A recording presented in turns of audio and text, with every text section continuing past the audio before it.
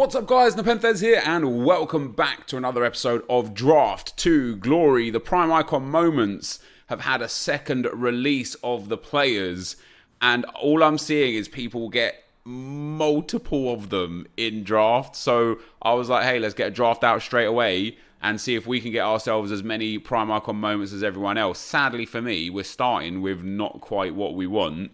However, that Perisic... wasn't that an SBC card? If that Perisic was an SBC card, EA might have finally put SBC cards into draft, which would be amazing. Or was Perisic not an SBC?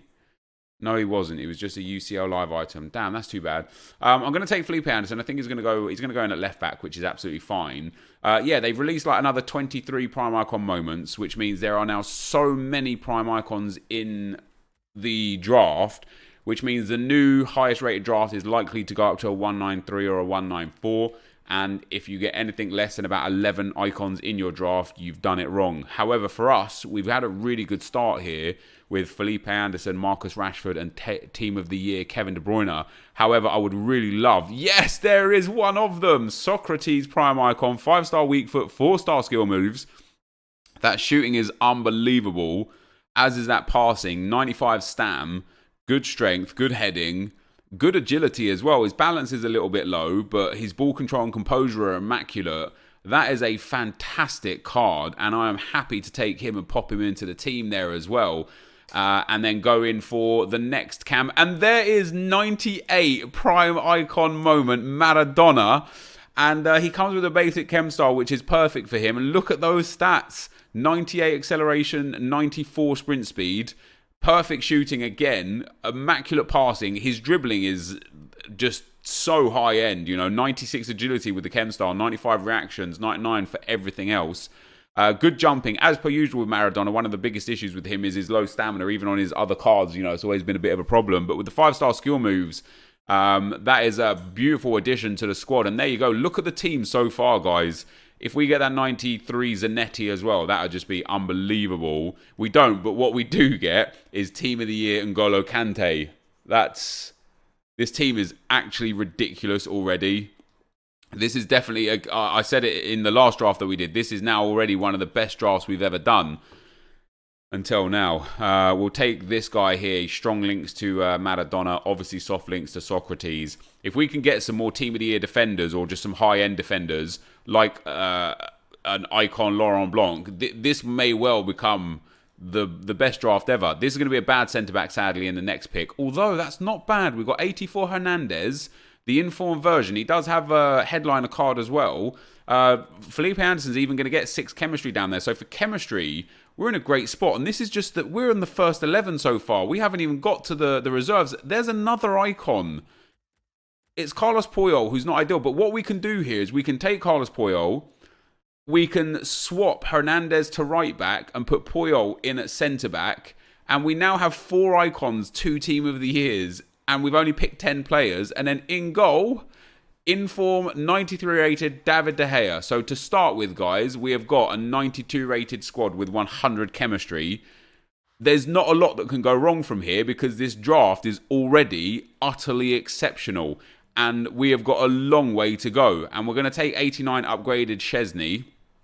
We could potentially play him over De Gea. What are his stats compared to De Gea? I mean, he's got 1 more handling, but everything else is lower. Next defender. This is going to be a low-end pick for defenders. Although, even then, again, it's not too bad. We get Alexander-Arnold, which we could put a left-back instead of Felipe Anderson. We've got Juanfran that we absolutely could put a left-back. He would strong link to Hernandez, who would give another link to Kante. We might lose a little bit of chemistry there. But I think Juanfran is probably the ideal candidate here. It does lower the team in general. If we do that, that gets Juanfran to 10 chem. Again, that's everybody on chem except for Kante, who's only 1 off chem. And that is literally everybody else on chem. We're at 191 right now. Next pick. Ooh, that's nice. That Calabria. That could be a good sub for a CDM role. I think I'll take him for that CDM role. I mean, we could start him at right back, but I don't think that's... is he better than Puyol at right back? I mean, he is, isn't he? I mean, we lose we lose Kem there, but we're going to need to get that that CDM subbed out anyway. And our next pick here, we're going to take that 87 Fabinho, and Fabinho is going to go in there, and Fabinho is going to get 10 chemistry. Now, if there is a way I can get this on better chem, I will take it, but I don't think there is. Fabinho's on 10, Kante on 7, De Gea on 7, and Calabria on 7. But that is a phenomenal squad so far. And we still got a lot of picks to go. And there is an 88 Fernandinho. Again, higher rated and Brazilian. So fits in terms of the squad. Obviously, he's probably not as good as Fabinho, in my personal opinion. But that's not too bad. And then we're going to take as well 96 striker Messi. Argentinian. I mean, I don't know if we go under 100 chem now with him. Yeah, we do. We can still use him and pop him up there for the time being. We can put Carlos Puyol into the squad to get that chemistry back. There you go. That puts us up only a 191 here, which is really surprising because we have got a 98, a 97, two 96s, a 93, a 92, a 91. It's the 83 and 84 that's really costing us, but our bench is also really big, so I'm very shocked at the low rating of the team so far. We've got our silvers out of the way now as well, which is really nice. I'm loving this draft so far. I would love to see a couple more icons. Would be amazing. Now, I could take Tellez for that left-back role and swap the team around, but I think what we're going to take is Eden Hazard for the rating and pop him in instead of the silver player to start with. That will definitely get us back up to a 191. So we've got a guaranteed 191. So as long as I can get a decent player to take over from this 78 rated CDM, we should be able to get here our first ever 192, unless my luck on the reserves is horrific. That's not going to be enough upgrade to take us to a 192. We're still going to need a little bit more. So from these last 3 picks, I need a couple of big players. Yes! Oh my God, Team of the Year, Virgil van Dijk. That's unreal. Is that actually going to give us the chemistry? That is a one. So I've got a guaranteed 192 now. Now, if I actually put Van Dijk in here and then put Felipe Anderson back in at left back, that's amazing. That team, oh my, look at that team, guys. 2 Optimus Prime icons, 3 Team of the Years, 96 Messi, 2 regular icons. I would still like to probably bring on Calabria. Do we lose chemistry with Calabria? We don't. So Puyol comes out, Calabria goes in, and that team is utterly bonkers with 2 more picks to go. It's going to be a decent pick. I don't know if it's going to be a super high rated pick. It's Riyad Mahrez, 87 rated. So he comes on, and off goes Juanfran. Again, I don't think that's enough for a 193. If we get like a high-end player here, we could get the 193. We're not going to get it. We're instead going to get 81 Murray. This is my first ever 192, guys. This is my highest rated ever draft, 100%. And it is an absolutely mental draft. The only thing I could do is start Rashford over Messi, which still keeps it at 192, and use Messi as a sub. Also, in the last video, I saw some people think that if you arrange the bench by order of rating, that it improves your rating. It doesn't. The reason why that theory came about is because people didn't realize that when you swap a player, it like refreshes the rating. So even if you put everyone in as, you know, the highest rated down to the lowest rated, it doesn't make any impact on the actual overall rating. Now I want to start Fabinho here, and we sadly can't swap those around because of Calabria. But this is okay. I mean, everybody starts on full chem here. So Kante and Fabinho in at CDM, Maradona, Socrates and De Bruyne on the wide cam spots, and Rashford up front. The only downside is Felipe Anderson at left back. The only alternative I have is playing Juanfran, but then I don't have the chemistry for Juanfran. Or potentially playing Carlos Puyol in there. But then again, I don't have the ability to, like, Puyol would be a bad left back. So what we're going to do is we're going to sub on Hernandez if I need to make a defensive change because Felipe Anderson isn't doing so great. Other than that, guys, this draft is absolutely just bonkers. Now we need either a Brazilian, an Italian league, or a Premier League manager. So we have an Italian league manager that will get the right back there up to 8. And that's it. We'll take that. So we'll take him. We'll get him up to 8 chemistry. What a draft, guys. What an absolutely mental draft. In before I lose in the first round. I'll be genuinely gutted if I lose in the first round. But it wouldn't be against the way I've been playing right now in some of these drafts. So that, guys, is the squad. Let's get into the gameplay. Okay, guys, as we go into the gameplay, the first opponent we come up against has got a very nice 189 team. Cristiano Ronaldo, Maradona, Optimus Prime Socrates, and Cam Ronaldinho up there as well. And just generally like a real well-balanced team. Like, you know, the Busquets is still a really nice card. You know, a few like questionable players in there. But after just playing with this team for, you know, 5, 6, 8, 10 in-game minutes, I could tell that, you know, there's been this stigma around icons in general since Legends came into FIFA in FIFA 15. There's been this stigma around them that they just play better than their stats, and nobody really knows why. There was some theory that there was like hidden traits, which there possibly could be. There's a theory that they have more custom animations and custom body types compared to regular players, and that could be what it was. There was a theory that they just have more, like, you know, they get boosted stats, and I don't necessarily think that's true.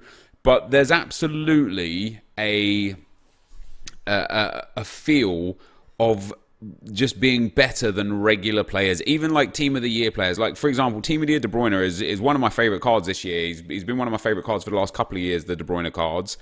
And, you know, this Team of the Year De Bruyne is remarkable. He's got 99s all over the place. Yet Socrates destroys him all over the park. Socrates was a joy to play with. And, it's largely because, is he an icon, or does he get these hidden boosts? Or am I just feeding this, you know, personal bias? Am I thinking to myself, Socrates is better than De Bruyne? So I'm trying things with Socrates that I wouldn't try with De Bruyne because I don't think De Bruyne can achieve them. I don't know. Maybe it's that. Maybe I'm feeding into the, you know, my own kind of like belief system, and that's making it more real. But every game we played in, Maradona was spectacular. Like the way you can run with him on the ball is like very few other cards in this game. You know, Team of the Year Messi gives me that same feel. You know, he's just super agile, super clean. Just can shoot from anywhere, score from anywhere. But here we go again. I think that's Maradona down to Rashford. Rashford eventually gets down that left-hand side, running fake shot inside, gets the fake shot stop off, and there's the ball into Socrates for the header. And that's what he's great for. You know, he's got 5-star, 4-star as well, which is fantastic. He's got amazing in-game stats as well. And then he's so tall that even with only the 71 jumping and no chem style to boost that jumping, he's still able to get up high. And here we go again with Socrates. The ball pops to the midfielders. And there's De Bruyne with a phenomenal finish, to be fair. Lovely little passing move after the tackle that fell back to me. And that made it 2-0. We soon went 3-0 up again here. The ball going down the right-hand side. It finds its way into Socrates yet again. He gets into some space around the edge of the box. Lots of defenders tracking him. I was waiting until the defenders pushed right in. We get a few moves out. Maradona pops it up to himself, bangs it home, and that's 3-0. And I thought this guy was going to rage quit at 3-0, to be fair, and he made a mistake at kickoff. I stole the ball off him straight away. Right there with a good tackle. 2 passes later, Marcus Rashford is clean through. And although it's the 47th minute here, I feel like the ref should have allowed that attack to play on. Would I have been upset if I would have conceded that? Probably. I'd have been like complaining that, you know, 47th minute and 20, you know, 30, 40, 50 extra seconds. And then eventually in the 55th minute, my opponent, he had just given up and realised he wasn't going to get back into this game. So he rage quit and sent me through to a very quick semi-final. 2 very easy rage quits. And I'm hoping that we're at that point with drafts now where I'm not going to get those half-assed teams anymore, those bad teams, those struggle teams that I've been getting a lot recently, and it's going to allow me to make a lot more finals again. You know, we've been through a period over the last 2 weeks of just either bad choices in the drafts or getting, you know, in terms of me making bad decisions with the players that I pick, or just getting drafts that are bad and I just can't recover from them, and then I come up against a super draft and you know, if the guy's half decent, it's going to be a struggle. If I keep hitting teams like we've got here now, I feel very confident going into the games with these sort of teams. We go 1-0 up with Socrates there after 20 minutes, another header at the far post. My opponent did eventually get back in. There's one challenge there on him. Really good tackle, actually, but a few passes later, he gets into the box and scores the goal. I feel like EA gave him that one, you know. He was in a perfect position to make a tackle. And then after me skipping my replay for 1-0, he watches full goal celebration, full replay, full walking back to the halfway line and such. and paused it as well for good measure for the full time of the pause. And then just a few minutes later, once again, I read him very well. I step inside, I make the challenge, but no, of course. Not only does Felipe Anderson get the ball back, my defender bumps himself 5 yards towards the throw-in line, and that's where we're at. You know, he gets an easy cross. Riyad Mahrez towers over Felipe Anderson, who just doesn't have the best defensive capabilities, and we go 2-1, and eventually got back in at 2-2, 31 minutes on the clock. Got quite lucky to get the ball back myself, to be fair, but De Bruyne puts in a good cross after that, and Socrates is there to rise highest one more time to nod that one home. And we eventually took the lead. The ball down the right-hand side here to Rashford. He plays it inside to Socrates. Socrates to Maradona. Maradona finds a space in the box. A beautiful finish. Not even timed. I mistimed it too late. But he still popped that one home to make it 3-2. My opponent then made it 3-3. Once again, I get a good challenge off. The attacker shields him well. And then look at that. De Gea saves it with his knee. And of course, it pops perfectly back to the attacker. And then we get another full celebration, full replay, etc. viewing of this goal. Unnecessary in many regards, and I know I shouldn't get triggered by it because I try my best to not let the mind games bother me. So in the 92nd minute, even though he had watched all of his replays and celebrations on all 3 goals, and I had skipped all 3 to try and not let it bother me, in the 92nd minute, when I knew that the game was over and I could relax about it a little bit there, we give him a little shush and deserved to win the game. I controlled the game, I had more chances, a lot better clear-cut opportunities, and then into the final we come up against a monster team. Koulibaly, Fabinho and De Ligt in the back line. Eusebio, Litmanen, Pele and Zanetti, special prime icons. Lionel Messi right wing, team of the group stage De Gea as well, and informed Felipe Anderson. An absolutely incredible team. However, my team is just too good. Like Maradona again, doing bits, getting into the box, finds Rashford who prods it home to make it 1-0. I missed a penalty on the stroke of half time, and I said to myself while I was playing, I was like, that's going to come back to haunt me. Like that's just going to ruin me. And eventually he scores a really nice goal with Eusebio to pop that one into the back of the net and made it 1-1. But this was another game where I was kind of like just controlling the game, and I felt like I was going to win the game. We eventually got KDB in behind, chips it up to the far post, and there is Socrates to head home the ball and take home the draft. A 2-1 win in the final gets us a massive draft win with a massive draft. Let's hope that we can get some good rewards now and maybe make some huge profit. That's the end of the gameplay. Let's get into the packs. All right, guys, so we end up winning the draft. What a phenomenal draft to play with. Like, it kind of makes sense that I won with this draft, right? Because it's such a great team. But a couple of the teams I came up against were amazing, but this team is just unreal. Socrates, I know he's got the low balance. Just scores every header. Maybe a couple were saved, maybe one went wide. He saved me in that semi-final, man. I think I scored 3 headers with him. Maradona, stamina issues, whatever, man. Phenomenal. Like this whole draft, even Felipe Anderson at left back, to be fair, phenomenal. He was just good. Like stamina a little low. I did sub him off the first 2 games I got rage quit, so I didn't need to. The second 2 games I subbed Hernandez on to go into that left back role. This team is just outrageous. It's honestly like I don't know if I'll ever get a better draft than this. I know recently we had you'll never see a draft again like this. I didn't expect the prime icons to come out and be so overpowered in the draft. And the funny thing is I've been seeing people get even more prime icons than what I've got. So yeah, a dominant performance with this draft. First 2 rounds, really easy rage quits. The semi-final, we won 4-3. Struggled in that game to break the guy down. He was playing the one depth counter-attacking FIFA. Watching all the replays and cutscenes and stuff, and then the same in the final, man. We went 1-0 up, I believe. He pulled it back to 1-1. We get that 2-1 win. What reward are we going to get today, guys? A mega pack and a premium gold players pack. Not the worst reward in the world. We should make profit off of this even if we don't get any good cards out of this, just because of the sheer volume of cards that we get. And from the 25k pack, we're not even going to get boards. I don't even know if we'll get any. I don't know if the 82s are still worth anything. Nope, doesn't look like it really. So yeah, I mean, it's not a bad pack. It's not a great pack, We'll list up Costil there and try and get rid of him. Just because of the sheer volume of items that we get from the 2 packs, we will absolutely make the 12,000 or so coins needed to make a profit. We're not going to get any walkouts or any boards, typical for me with draft rewards. What do we get? Another 82, Bonaventura. See, he's still a little bit expensive because of the links that he offers. So we'll pop him up for 2.5k.